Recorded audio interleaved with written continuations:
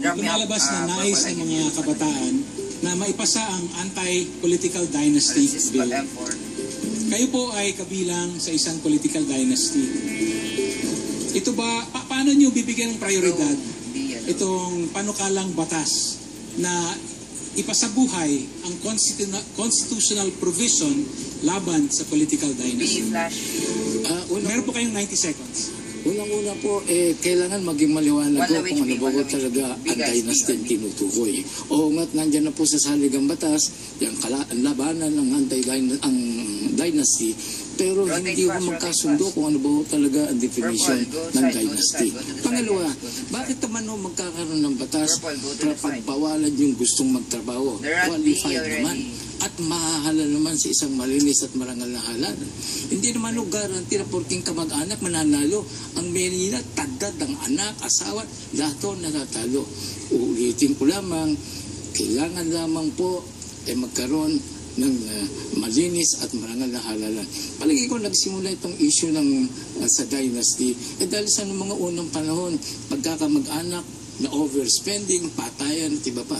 Pero kung qualified, gustong magtrabaho, bakit naman basta't dadaan lamang sa isang marangal at malinis na halalan?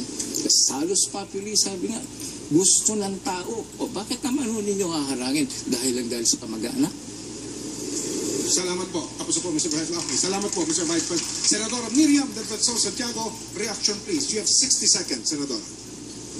The anti-dynasty provision is found most of all in our Constitution, and it is a basic principle of constitutional law that anything written in the Constitution without more and without less should be literally applied if possible. Sinabi na ng Constitution hanggang ngayon hindi pa na sa batas yung ating bill ng anti-dynasty, kaya hindi natin define kung sino mga members ng dynasty, anong mga patakaran para ma-subsume sila, ma-form part sila ng isang dynasty. Dapat may batas na ganun. Yung nagsasabi ng mga membro ng Kongreso na malabo. Ang totoo dyan, self-interested sila. Gusto nila ang dynasty kasi mga dynasty, ang mga pinanggalingan nila, pupuntahan nila.